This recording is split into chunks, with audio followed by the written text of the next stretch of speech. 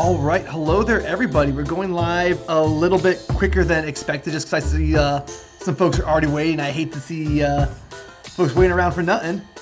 All right, so real fast, let me go ahead and turn down this volume a little bit on the music. And then after that, folks, go ahead and feel free to tell me everything's too loud, if you can hear me all right. In case you can't tell, I'm not in my home studio. I'm out on the road in some, weird hotel room. So, I don't have the best equipment, so the sound's going to sound a little bit off. Hopefully, you'll be able to forgive me. All right. So, something very exciting. Link music. It's a banger. Yeah. It is by Mikel, Zelda, and Chill. It's a lo-fi music. I got a license to do it on stream. Heartless Justice says, sweet. Just wanted to say you started using my mat making tips. It's helped out so much. Heartless Justice, that's awesome. That makes me so happy to hear when people say they use my techniques or the techniques on the channel to sort of create content. If you are on Discord, I would love to see a picture. If you're on Twitter, I would love to see a picture of the stuff you create. It would make me incredibly thrilled. Deskroms, hi there. You're in the chat very often. Sparrow, hello there. Are there not weird hotel rooms? That's interesting. I think most hotel rooms are kind of strange, right? They're meant to feel like not quite your home. They're meant to feel like different and exotic. All right.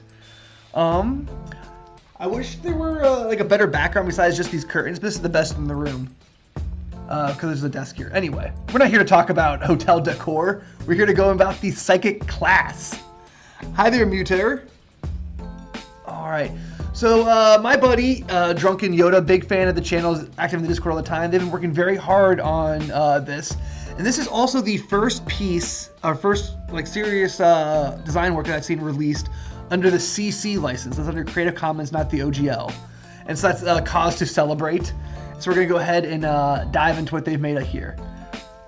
Right away, I really love this cover art. Great job, right? Very evocative piece. I think that the front character really captures, it is someone that people would want to play. That character right there. Daryl Dominguez. And we got a little icon right here in 5e compatible. What's great about 5e is now that it's in Creative Commons, this really is a people's system. It belongs to everybody. It doesn't really belong to, Wizards of the Coast anymore. It's now a public use role-playing system forever and ever. That's great. So Heartless Justice says, I totally thought we were here to talk review hotels. All right, Andreas, go ahead. You please catch the stream. I usually leave them up for about 24 hours at a time, and then I put them on my $1 Patreon. Link in the description. So for $1, you get access to, I think, like 100 streams. Tons and tons and tons of content. All right. I use the money from Patreon to make my own publications. So dedications paid. Special thanks to his wife, of course, wonderful. And to Watsi for putting me on the spot to release this outside my regular venue. Remember that we won and so did you. Man, slight. Oh, so Indestructible Boy, Tyrion Pounds worked on this. That's cool. All right. Wow, a 36-page PDF. Pretty big. So the class proper only goes to page 9, and then we get some custom feats, some backgrounds, and then a whole list of psionic powers. So my guess is, I haven't looked at this yet, but my guess is that this is not just a psychic class, but a whole way to introduce a psionic system into your game. I have mixed feelings about psionics and psychics, right? Because on one part, they are an undeniable part of specifically Dungeons and Dragons-esque history, right? They've been there since the 70s. On the other hand, psychics really sort of feel like, sci-fi, not fantasy. But there are, similar things all the time: oracles, prophecies, visions. So I guess it all comes down to the implementation, and that's what we're going to go examine. Again, great art right here. I really like this. Good character. Okay. The psychic, let's read the first paragraph. An orc is hurled out the tavern's door by an unseen force. A lightly dressed woman, her eyes covered with thin strips of cloth, steps gingerly outside behind him. Brushing the dust from his head, the orc stands defiantly and lunges savagely towards the woman. Suddenly he stops dead in his tracks, his demeanor changed from that of an angry monster to that of a scared child. He drops to the ground and stares up at the woman in horror. He screams for any passerby to save him. She stands before him unfazed, not a single muscle tense in her body. After a moment, the once fearsome warrior passes out from the horror, and the gathering crowd disperses, all while wondering what just transpired. Okay, so we get our little picture scene right there. Someone, the blind psychic, the blind seer trope right there, blasts the strong orc out of the tavern, and he cowers in fears and runs away. All remaining calm of mind. Right, so there's sort of things through the mind. Hey, Taryn in the chat, what's up, buddy? Indestructible Boy says, my touch on this one was real light, just checking out the core stuff to see if it churned with his psionic system. Daryl put in a crazy amount of work on this for a better part of the year. Yeah, I'm aware. That's why I'm really excited to see it come to fruition. I really love people's passion projects, right? That's one of the things I really, really love about this hobby is that when people have an idea, something they want to make, they can just do it. And there is enough, there's a large enough pool of people that someone out there is going to appreciate it. And right now, I gotta be that person. When I'm, as a critic, I usually try to look for the bright things, right? There's enough cynicism and enough poo-pooing in the world, so I try to be purposefully positive when reviewing things. I try to look for the best features and the best intent and try to look at it in the best possible light. Most of the time. Okay, a Psionic is a full-fledged Psionic class who uses mind to assist its allies in and out of combat. Is typically strongest at controlling the battlefield and providing support. Okay, cool. So controller support. I like that right there. It tells you what it does. Very useful. Psionics, these features provide psychic with the energy needed to manifest psionic powers. It represents a pool of dice that refreshes every short rest. Okay, when you manifest a psionic power, you choose how many dice you spend on it. Okay, so we got a dice pool of our powers. Nice, easy to do. Bro's giving us life lessons. Sorry. With this feature, a psychic, I think that's one of the thing about being streamers, right? After a while, it's not just about the content you're taking about. It's like all that good stuff. All the little, you can learn about D&D from anybody, right? You're choosing to learn about it from the way I present things. With this feature, a psychic can choose from amongst a number of passive abilities to help fulfill its chosen role in the party dynamic. Alright. Sonic Focus. Oh, you get passive abilities. Okay. So we have a pool of dice that we use to refresh every short rest that gives us our main powers. And we also have talents, which are cantrips. So utility in and out of combat. And Focus is a passive ability. Okay, cool. I like how this is broken down. The reason I like... Okay. So I like this because it makes onboarding very, very easy, right? Say, okay, we're going to introduce a few new terms for you as a player to learn. So we're going to do you the favor of laying it out for you, right? Both what it represents in the world and how you're actually going to play with it in the game. That's a great bit of design right there. For me, with the Psi Warrior Soul Knife, this thing is basically keying all of that out of its own, into its own full class. Yes, the almost implemented psionic system in Tasha's. I bet that was a real heartbreaker for Dan Dillon. He probably really wanted to get psionics into the game somewhere, like a unified system, and that's the best we got. Because it's hard to get people to agree on what they want psionics to look like in the game. Creating a psychic, quick build, intelligence. See, I like these quick builds because they give you, again, it's a quick build, so it gives you like a quick rundown of what the character should be, right? Here's our stock option. Intelligence, highest ability score, followed by Constitution or Dex. Sage background, Energy Manipulator, Telekinetic Throw, Aversion, Compulsion, Homing Strike, and Psychic Surgery psionic powers. Ooh, those are cool. As a psionic, you gain the following class features. So D6, so you're a caster. No armor. Yep. No weapons either. Obviously, this makes sense with in the fiction too. Like a psychic wouldn't have no reason to be trained with anything. Hey, Dungeons and Drams, what is up, buddy? Thank you for stopping by.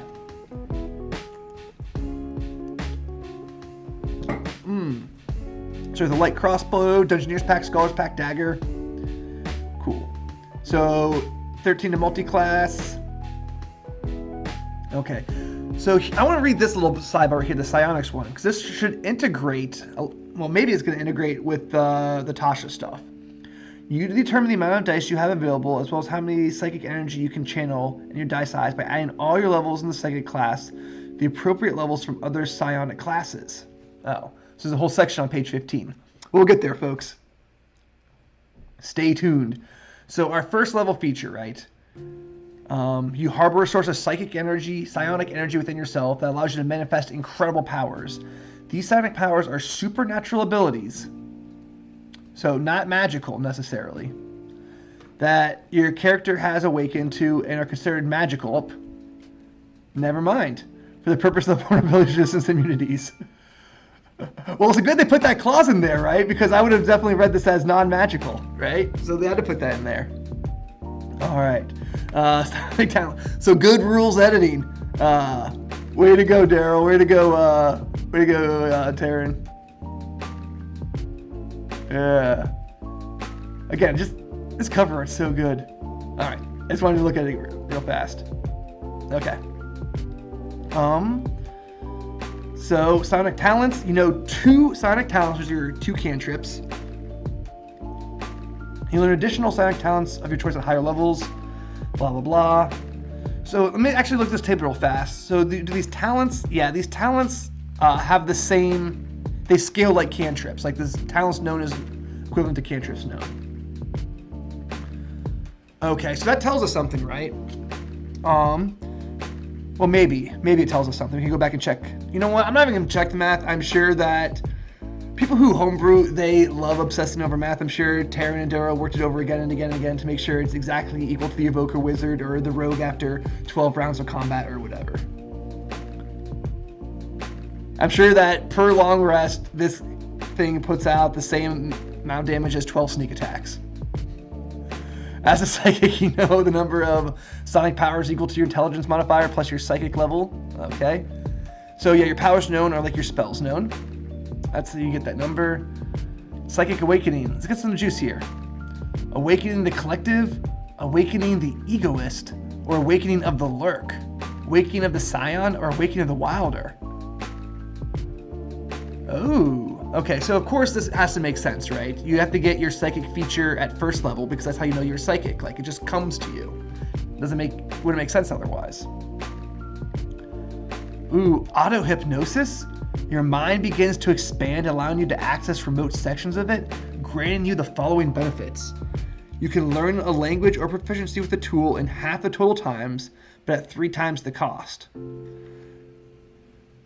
I wonder why 3 times the cost. You can accurately recall anything you have read in a language you can read or write, or have heard in a language you can speak. So this is sort of like the Keen Mind feat, but it doesn't have that weak. It's just like of all time, right? Your brain's a VCR now. Yes, exactly, Taryn. Supernatural effects aren't counterable by things like the spell magic and counterspell. Eduardo Ramirez, what is up? Heartless Justice, thank you for stopping by. I appreciate it. Okay, let's see what else we got going on. As you continue to develop your abilities, you learn how to focus your energy in a specific way to imbue your body with additional power. You gain 1 psychic focus, and you gain different additional ones. Okay, so I bet at the end of this class we're gonna get all of these the juicy stuff, right? This is the skeletal structure. Okay, body supremacy. Mastering sonic powers, deeper understanding of both your body and mind. When you finish a long rest, you can replace your proficiency in either Constitution, Dexterity, or Wisdom saving throws. Oh. Interesting. So you can swap out what your strong save is going to be. Fascinating. Fascinating. That's a really, really cool ability. That is situationally useful and very unique. Or I hate saying very unique. It's situationally useful and unique in the rules. And I can see every once in a while, like, you know, you're going to fight a dragon, like, boom, you feel super smart for doing it. Or you know you're going to go fight a bunch of ghouls or something. You're going to feel super, super clever for choosing the right one. Oh, you get a little fluffy one here. Only need 10 minutes to gain the benefits of a short rest. So actually, this is a powerful clause because you get all your dice back on a short rest. There are occasional situations where a 10-minute rest in a ritual is different than a full short rest. And this is going to exploit that gap. So again, every once in a while when it comes up, you're going to feel super, super cool. And again, I think that fits better with the fiction anyway. Like, I think resting your mind for 10 minutes makes more sense than resting your mind for an hour.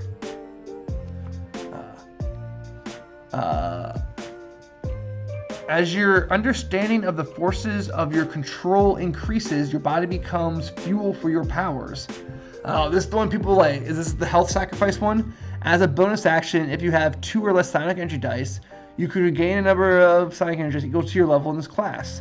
The first time you use this feature, you suffer no adverse effects. But if you use it again, you take psychic damage for each energy dice regained. Yep, so here we go. Everyone's favorite thing to do. It's at 11th level. So you're just going to eat this damage, and you're going to have to take somebody's healing slot in order to make it up. Oh, but each time you use this feature, again, for finishing a long rest, the psychic damage per psychic energy die increases by 1d6. That's interesting. How many psychic dice do you get at a time?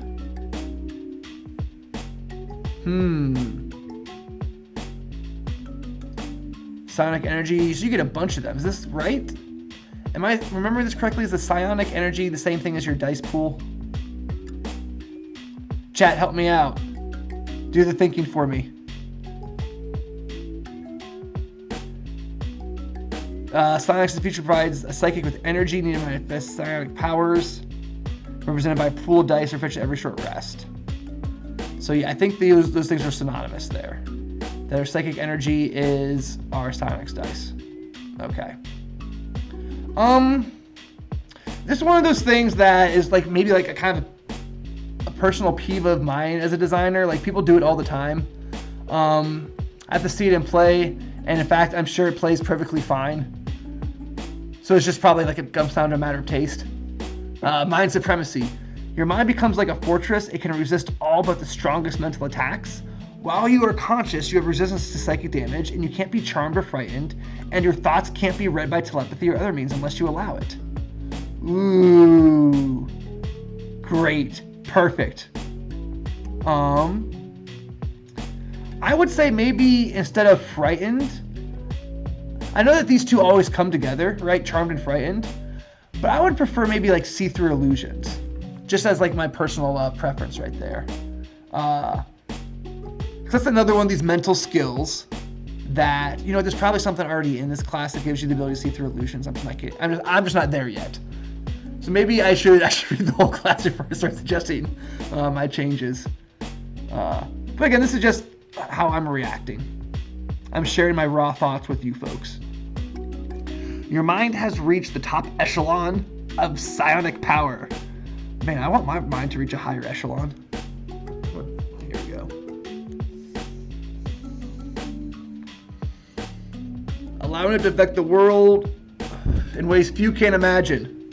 Choosing one psionic discipline you desire to master. As an action, you can manifest the chosen discipline's effects. When you finish a long rest, you can select a new discipline. Okay. So you get a whole choice of cool things, and you get to choose one of them to do. Feature counts of psionic power. Cost of 20 dice? Oh my gosh. Look how big this dice pool gets. So it's not just like sorcery points or whatever. It's the only resource. Each of these actually represents something that you're rolling. Hey, Drunken Yoda, you showed up. This is you pushing your body beyond its limits. Oh yeah, I totally get the understanding. And to tell you the truth, it is more in theme for psychics than it is for a lot of other like archetypes that do this. Like a lot of people love that idea of sacrificing your health to make yourself strong, like the whole vampire thing. They do it like their necromancers or like their dark paladins and stuff. But it fits really, really strongly with the psychic, right? You always imagine that person like straining their mind, like their flesh starting to melt off. Like again, it just comes down to, I think it just comes down to my personal taste. The thing that really irks me is when people do the spending hit dice. Meta creativity. So this is your super 18th level feature. What can you do once per day? You can create a copy of a magic item. What? That's awesome. Yo, that's a heist right there, right? That's like a supervillain goes into the museum or like the king's palace, swaps something out, and then you have to track them down later. Psychokinesis, 30-foot radius sphere, ravaged by unseen winds centered around you. All range attacks are impossible, and fogs, mists, and similar phenomena, whether mundane or magical, are dispersed instantaneously. Creatures within the affected area, other than you, make a Constitution saving throw made to maintain concentration to do so with disadvantage as the debris kicks up. Finally, whenever a hostile creature you can see enters the affected area, it takes an amount of lightning damage equal to the... So you make this huge, like, psychic energy storm around you, just blast everything out of the way, and no one can get near you. Super cool.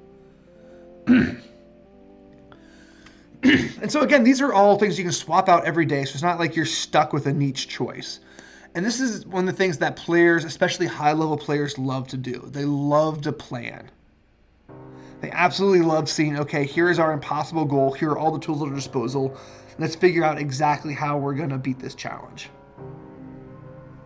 Psychometabolism, that sounds fun. A number of creatures up to your intelligence modifier you can see within 30 feet of you miraculously recover from grievous wounds and detrimental effects. All affected creatures heal the hit point maximum, and all effects on them as described in the greater restoration spell end. Dang. Boom. So your party just gets better. Telekinesis, your mind lets out a destructive wave of pure psionic energy. So this is like a 40-foot radius sphere. So this is the big blast. So as opposed to, I think the psychokinesis is like the constant storm. This is the one that just goes boom. Very cool. Telepathy, you flood the mind with all creatures in the area with images of sorrow, despair, and loss, making them face their impending doom. Choose a point you can see within 60 feet. Each creature within a 20-foot radius sphere must succeed on a wisdom saving throw, or feel doomed for the next 1 minute. A doomed creature has their movement reduced by half, can't regain hit points, can't cast spells at first level or higher, can't maintain concentration, disadvantage on attack rolls and ability checks. Oh man. That's nasty. Can't regain hit points, can't cast spells at first level or higher. That's awesome. Excellent, excellent, excellent. Self-supremacy. Your master of psionic powers makes your mind transcend, and limitations of your own physical form, you regain the blood abilities. You do not suffer the frailty of old age, and you can't be aged magically. However, you still die of old age. You no longer need food or water. You just exist on the energy of the universe. If you begin your turn with 0 psionic energy dice, you regain 2, of course. Well, at this point, you're supposed to have 20. So I'm not really sure how much 2 is going to do for you, but, 20th level features. Once per long rest, you can manifest the astral protection spell, targeting yourself only. Oh yeah, awesome. The spell doesn't require any material, verbals, or mana components. Psionic ability for you with your intelligence spellcasting. Naturally. Telepathy is your favorite? Yeah, I love it. I love it. The effect is really, really cool. You just crush somebody mentally. Okay, so here are our subclasses. You get these at first level, and it tells you what type of psionic you are. All right. So, really fast, Chat, do you have any questions? Like anything you're particularly interested in here?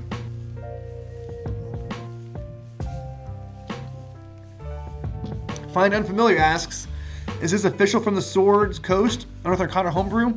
This is Drunken Yoda's psychic class published on DM, or not DM's Guild anymore, published on Drive-Thru RPG, link in the description. This is the first major publication that I've seen published under the Creative Commons license instead of the OGL. Yeah! So, Otto Dictadile, he's in chat all the time, big commenter. He recognized this from the 2nd edition Psionic's handbook. A lot of the inspiration, which is good. Like a lot of people have a lot of, like I said, Psionics have been in the game for a long time. So a lot of people feel like a heavy nostalgia connection. And again, like all the art in here is high fantasy art. Like this is clearly a psychic of some type dressed in high fantasy. It does not look out of place.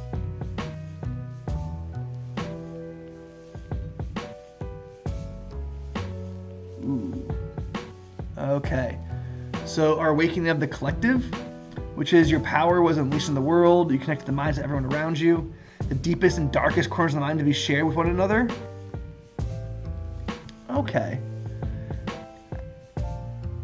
So this is the one where your mind sort of like, you're a psychic because your mind sort of like gets into everyone else's mind. That's what the other ones are. Awakening of the egoist. You draw on your inner wellspring of strength. So this is the one where you just like meditate deeper and deeper and deeper and deeper and deeper, and unlock like the deep truths of your own brain, I think. And let's see what this last one is. The awakening of the lurk. While most awakenings are violent and destructive, a lurk's awakening is silent and deadly. This awakening creates a mind that is capable of debilitating others while also hiding them from prying eyes. Oh, that's curious. I'm going to read this one first. We're out of order here. When your powers initially manifest, you become adept at remaining undetected by others. You can hide as a bonus action. When you hide, use your psychic save DCs of making a dexterity stealth check. Okay, so this is like the shadow energy psychic. Oh yeah, like the ninja assassin. You impose your mental might against it as an actual creature within 5 feet of you, makes a constitution saving throw. On a failure, speed reduced to 0 and has disadvantage on attack rolls. So you freeze them. This feature counts as Psionic talent. Okay. Which one gets extra attack?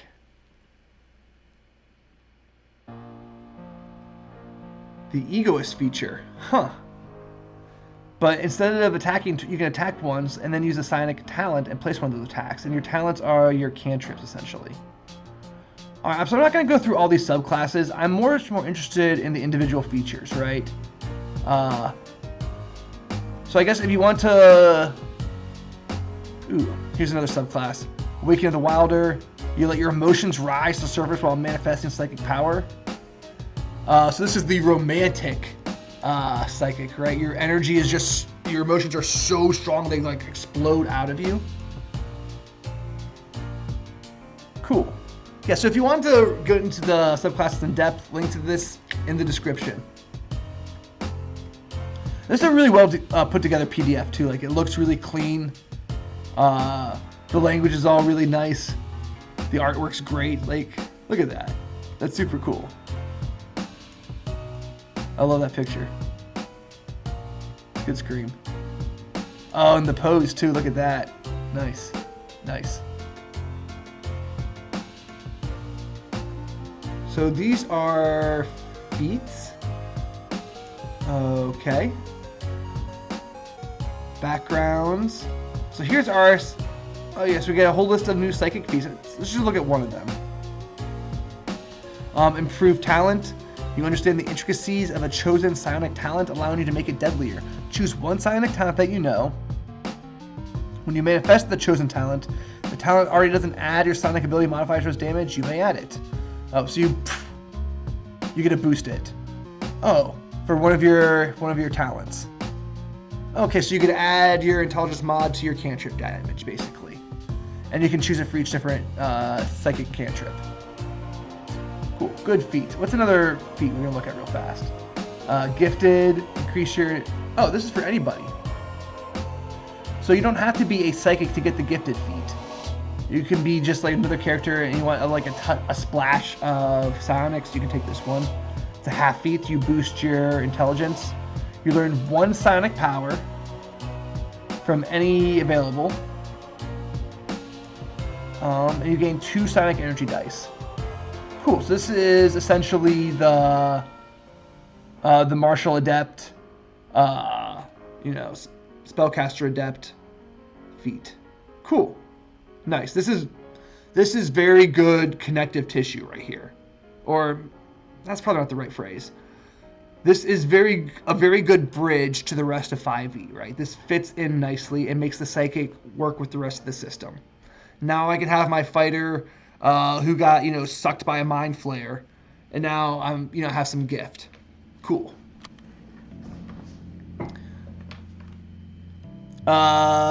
Lick JR 1018 says the art is mwah. I agree. They did a really good job putting this together. I wonder if Daryl did all this himself, the art, or does he have a specific art director? Let's check the credits. Class design, consultants, disclaimer, editing, feedback, cover illustration, interior art, general feedback. No, so I guess seems like Daryl himself did all this. Nice. Because layout and art direction is a thing all its own, right? Like taking your plain text and making it look like this is a whole lot of work, right? Great stuff. Because your awakenings, let's go spec down. I want to see what the powers are. Let's go to chapter 2. Oh, but first this is gorgeous. Right? That's a really bold choice right there. That sort of like coral and purple. Really stunning. Really stunning. I love it. What is a power? They are not spells. Okay. Cool. They are not spells, but they count as magical effects. Okay.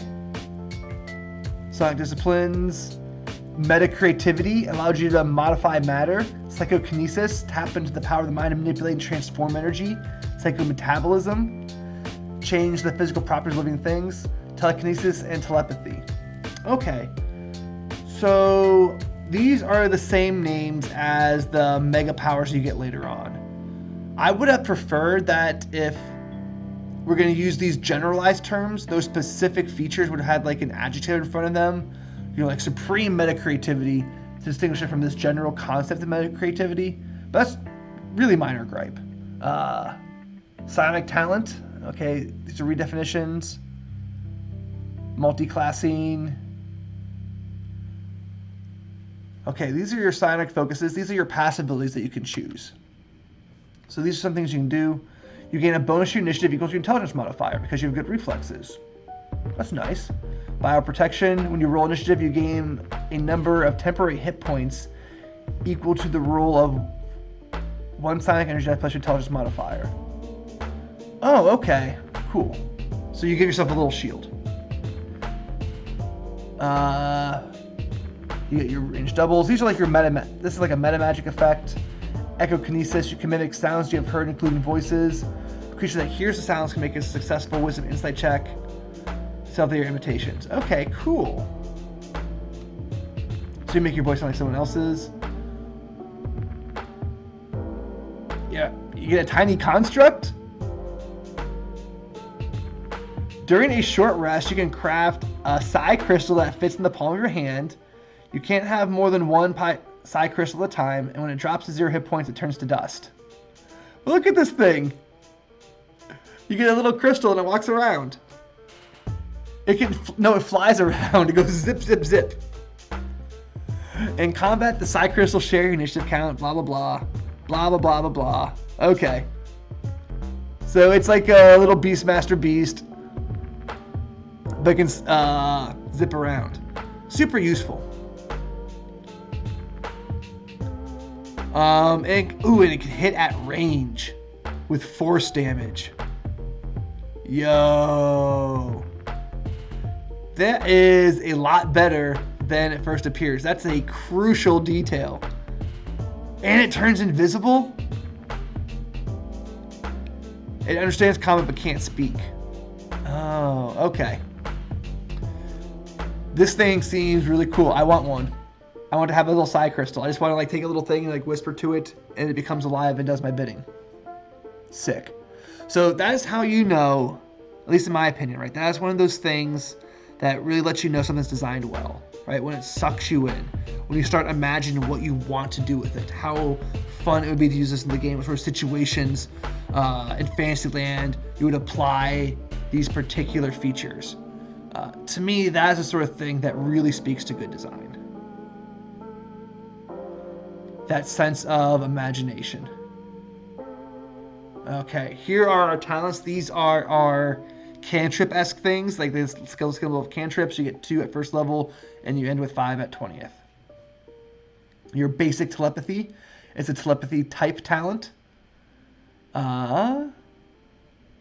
So they make these out like spells, but they're not spells. They have a manifesting time, a range, and duration. Grognard check, Psionic plus Ranger equals Kylord. I did not know that. You won the challenge there, Matthew.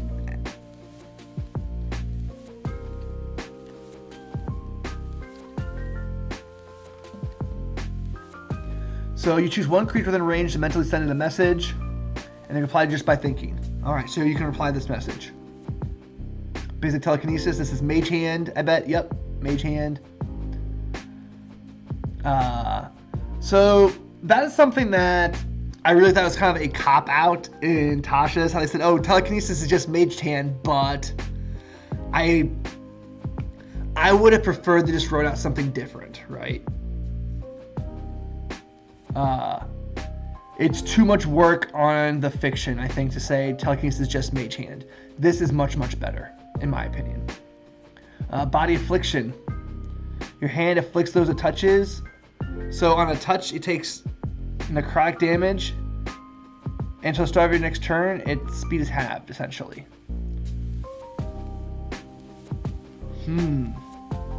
Well, it's actually one's extra foot of movement for every foot it moves. So that way it stacks with difficult terrain indifferently. Clairindescence. See an anti-type of darkness. A crystal blast. A group of ectoplasmic crystals that cut down everything around you. Dex save or take acid damage. Okay, so you slime them. Very fun. An ectoplasmic object. It creates no sound, smell, or light. To the touch, it feels real, but up closer perception is clearly fake. So you make a fake thing, right? So I guess in this one, these psionics with the meta creativity stuff, they're just willing something into existence, right? It's not just like they're bending spoons. It's they're calling into existence an illusion. Interesting. But I like how it's all gonna fit this title right here, this ectoplasmic. That is a good addition to the lore. Well, it might have been in like an earlier source, but I like this, right?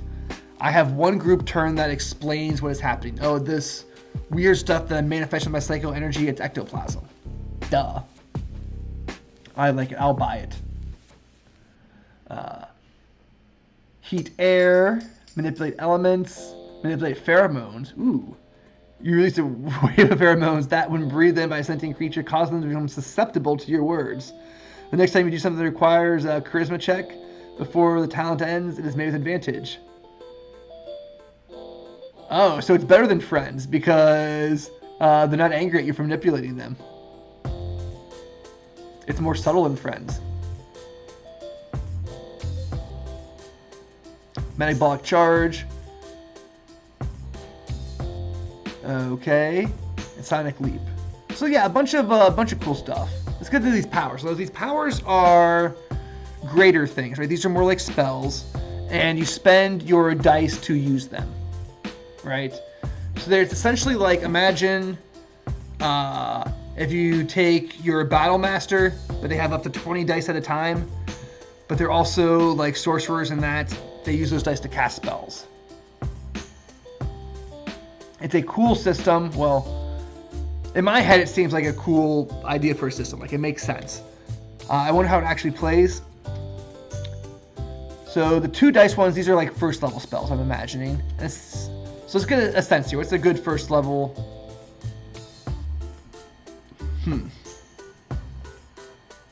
You create a creature of pure ectoplasm. So again, I know what this is. Which manifests in the location you see within range. Uses the Astral Guardian stat block. Creature turns to dust and drops the hero points. Oh, and here we go. Ah, and there it is. I want to be a slime psychic. It seems fun. Like, it's like you don't get none of like the traditional like brainy powers. All you do is make slime. You're like a garbage man psychic. You transmute a weapon, you touch it into astral construct, soft ectoplasm. Okay. Brain fog. Target the brain of a creature you can see within range. Cannot cast spells at first level or higher until it succeeds on a spellcasting ability saving throw. Oh, this just shuts folks down. Oh, that's nasty. That is nasty for 2 dice. This is something at first level you just target a spellcaster and make them stop until they succeed on a saving throw. And it also breaks concentration. It forces a save against concentration. Sick. All right, lots of cool stuff in here. The crystal shard cost 1 die, so it's even less than that. You propel a razor sharp crystal shard at the target you can see within range. Make a ranged psionic attack against the target. The crystal shard deals piercing damage, psionic energy dice to the target, and it's magical. And you can just blow it up with more dice. So this is your standard, I'm gonna hit you with stuff. So 30 feet, 1d6. Cool. You deal 1 additional die of damage, or make another shard that targets another creature within range. So this is actually nasty because there's no cap on it, right? I'm doing this to 15 different creatures. Or I'm going to deal 15 d6 damage with my action. This thing just jumps. See what else we have in here. Dimensional interference. Attempts to teleport by any means, you can stop them. With a charisma save, that's nice. Oh, on a failure, it takes psychic damage. That's a good one. That's nice. This is a really nice power. I like that. It fits very well. Whoa, whoa. Oh, look, it's 11 with the... Energy transmutation. 1 reaction when a creature rolls for acid fire. Okay, so you try to stop it. Roll 1 second energy dice. And you change it. Some of it. Okay, so you can change the damage size of incoming damage. That's cool. Etherealness, Ice Sheet, Fog Shield, Freedom of Movement, Illusion. An image into its mind. See an illusory image with a range that lasts the duration. It's a 5-foot cube. But only 1 creature can see it. Oh. So, unlike... Okay, so Minor Illusion creates something out in space that everyone can see. The Psychic Illusion creates something inside the target's mind. I like that distinction. That's fun. That's fun. Alright, there's a lot of cool stuff in here. It just keeps going on and on, too. Look at that! Oh, that's cool. Psychic feedback, 1 reaction. As a reflex of being hurt, you create a shield that protects you from harm. If you reduce the damage to 0, you roll the dice and reduce the damage. If you reduce the damage to 0, the attacking creature makes a dex save on a failure, so it bounces back at them. Yeah, and the die side increases as you level up, yes. Alright, lots and lots of cool stuff in here.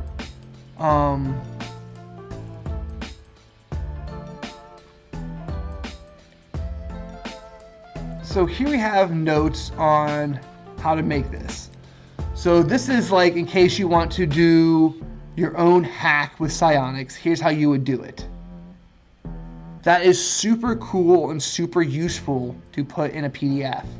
So what Drunken Yoda Daryl is saying to you is, hey, if you buy this and you like it, here, I'm giving you the tools to make your own. Go ahead, keep creating. That's awesome. That's some real quality of life stuff right there. Very, very cool. All right. This is super cool. I like this. I kind of want to try it out. Like I said, generally I am on the fence about psionics in general. It sort of depends on how they're done. And this one I think was done very, very well. Like it all makes sense. It seems to click almost seamlessly into 5e. Nothing seems completely convoluted or overly complex. Yeah, this is great. I'm very happy that I have this PDF now. Everyone, thank you so much for stopping by. Thank you for stopping by while we reviewed the stream. I hope you get a chance to check it out. The link is in the description. Thank you all for following me. And if you have any comments, any suggestions, things that you'd like to see next, hey, I'm always listening to feedback and I'm responding to most comments. So please let me know your thoughts in the comments below. See ya.